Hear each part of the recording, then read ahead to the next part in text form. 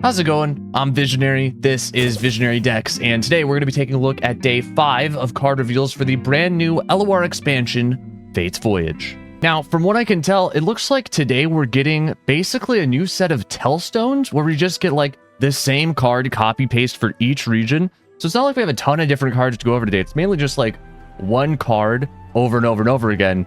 Starting off with a 3-mana 1/4 in Bilgewater PNZ, Octo Adventurer. It is an elusive 1/4, which is kind of strange. I guess you want to play this with like Bard. This might be a good unit for any Bard PNZ or Bard Bilgewater deck, which again, that's like the #1 deck I'm looking forward to building when this expansion drops is just Bard Bilgewater.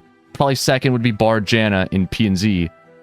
I guess this guy's going in both of them, probably, because he's an elusive. We also have a 3-mana Freljord Demacia, who is a 2/3 challenger. He also just picks an Explore spell to create. There's also a 2-mana Bandle City Ionia with a tune. It's a 1/1 that picks an Explore spell to create in hand. That's probably the worst at all of these, but at the same time, it does give you the mana back. So if these Explorer spells are like spells you have to pay mana for, then actually maybe this is the best one because it's just the cheapest. It's basically a 1-mana unit. Like, let me just get to that spell without wasting time on a unit I don't really care about. There's also Armed Acquisitioner, who's just a regular 3/1 from Noxus Shurima. And then the final Explorer out of all these guys is Spectral Surveyor from Shadow Isles Targon. 3-mana 2/2 with Lifesteal. That might be my personal favorite out of all of these because Lifesteal is very underrated. It is an SI Targon. Both regions have like decent amounts of healing, so do you need this guy? Not necessarily.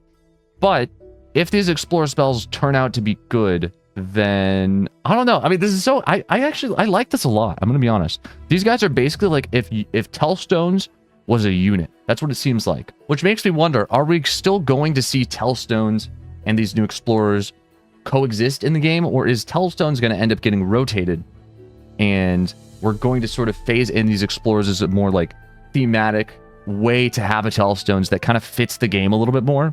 I actually kind of prefer this over a Tellstones personally. I like this idea a little bit better, but let's go ahead and see what the Explorer spells actually do, because we honestly have no clue how good these cards are until we see the actual Explorer spells they create. We'll start with Explorer's Blunder, which is a Shurima 2-mana focus spell. It does look like these are all tokens, so you cannot main deck these, but we're going to have like multiple different Explorers, and then we're going to have these 4 different Explorer spells they can pick from.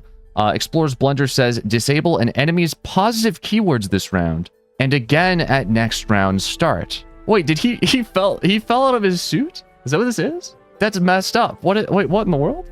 I play Octopus Guy, and I choose, yeah, make Octopus Guy fall out of his suit. Just thematically, that's like kind of weird. All right. Let me choose the one where he trips and falls. Let me play the guy, and then let me choose the one where he trips and falls. It's a good one. That's the one I want.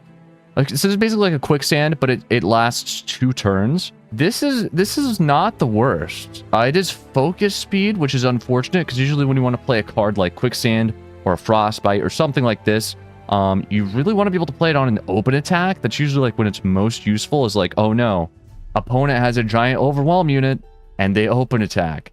And obviously if I have this like waiting in hand and then opponent just open attacks and I'm like relying on this to save me, it's not going to save me because it's focus speed. So this is not the greatest option, but it's definitely interesting. There also appears to be a slow speed option from SI. It says Explorer's Malfunction. Destroy a unit's equipment for 2 mana. I mean, that one I would say is much better. It's basically the same amount of value, but like usually a slow speed spell to destroy equipment is pretty reasonable. There's also a Targon focus speed option, Explorer's Refreshments. Why is this from Targon? This looks like it should be from Freljord. Why is this from Targon? But why is Explorer's Blunder from Shurima when the Octopus is from PNZ Bilgewater? The regions on these are a little bit strange. All right. 2-mana focus speed from Targon says heal an ally or your Nexus 2.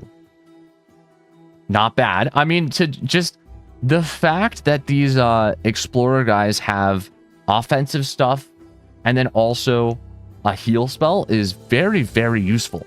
Because it basically means, like, for most decks, you can kind of just cut your healing and run an Explorer instead. And then some games, when you don't end up needing your healing, you just get like a free destroying equipment. So this is definitely nice. Like this being in here, I think is going to make the Explorer cards. I think this is what's going to make them good. And then it looks like we have one final Explorer spell, which is Explorer's Excavation, and it is just destroy a landmark, 2 mana slow from Noxus.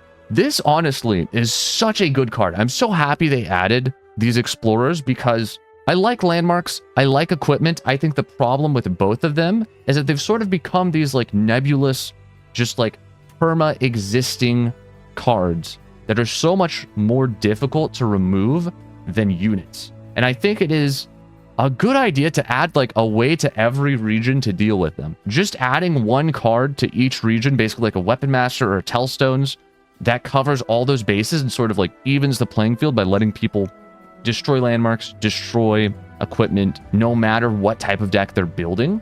I think it's really cool. I think it's good. I think ultimately this is like a more deserved mechanic for Tellstones to have than Tellstones actually has. Like most Tellstones that are in the game at the moment are kind of random. By and large, most of the Tellstones just don't have any great utilities like destroying landmark, like destroying equipment. So it's cool to see an actual like set of cards coming out that basically just does Tellstone's job, but better. I think like this is going to start replacing Tellstones. Now, these cards are basically all the same, but I think it is time to add them to a tier list. And I do have some different opinions on each of them. The question is like, as far as power level goes, are any of these Explorer cards S tier? They're good. They're certainly good, but we have seen so much power creep this expansion, in my opinion. We've seen so many just like broken effects, so many game-ending effects, so many effects that are just going to like absolutely put the old cards that were from previous expansions out of business because they're just so overtuned, in my opinion. These are pretty reasonably designed cards, I would argue. So can they coexist on the same S tier? I would say no. I would not say these are bad cards by any means, but just by sheer power level alone, I don't know that they can go on the S tier. I would say A tier for the best of these Explorers, which personally I would say is Portal Pioneer. I think Portal Pioneer is definitely the best Explorer just for being cheap. Of course, it's an Ionia, dude. Of course, Ionia gets the best Tellstones. Why wouldn't it? I think every single other Explorer is going to have to go in a lower tier. Personally, I think Octo Adventurer is probably like a B tier. Honestly, I feel like it would make more sense for the Octo Adventurer to be the one that is a tune. It's just because, I don't know. Typically, when things have a tune, they're usually like water related, not mountain climbers. I really don't understand why this one has a tune. I think they're just trying to figure out a way to like give it some keyword. They're like, whatever, slap a tune on it. The thing about Octo Adventurer is I really do think he's going to be useful in Bard decks. And I almost want to judge him purely off of that because it almost seems like that's where he's going to fall and that's where he's going to be used. He has a very good stat line for an elusive unit.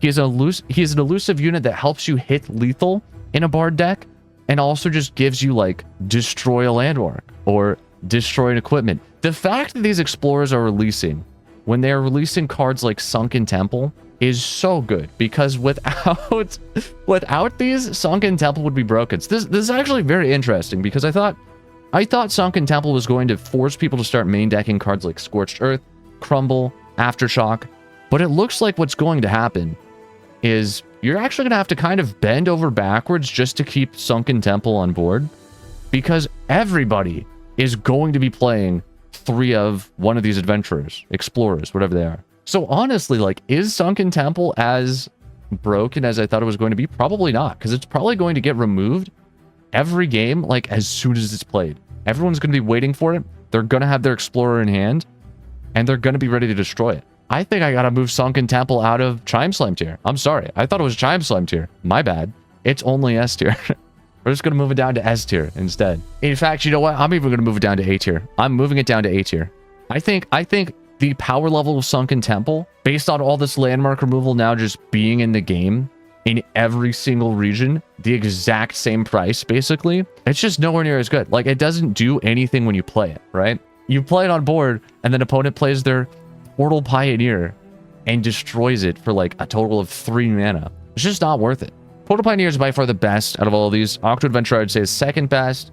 Freljord Guy is... I would say probably the Demacia Freljord also lands B tier. The Noxus Shurima one, in my opinion, doesn't really need this. Like, it already had decent tools. I'm sure they're going to play this guy. But it already had decent cards to deal with all of the different things it's trying to do, though, besides healing. So I'd say that one's probably C tier. And then I would say that the SI one probably lands B tier as well. But again, none of these cards are bad. I would not say any of these cards are bad by any means. I'm very happy to see them in the game. I think they absolutely deserve to be in the game. And it's going to be... These are going to shake up the meta. This is so, like... This expansion is so big for clearing the way and making space for new decks. I think this is absolutely going to be an expansion that's all about just discovering what the next meta is. I am hyped for it. I'm excited. That is it for today's card reveals. Thank you for watching this video to the end. Let me know what you thought about these cards down in the comments below. And I will see you tomorrow for day 6. Peace.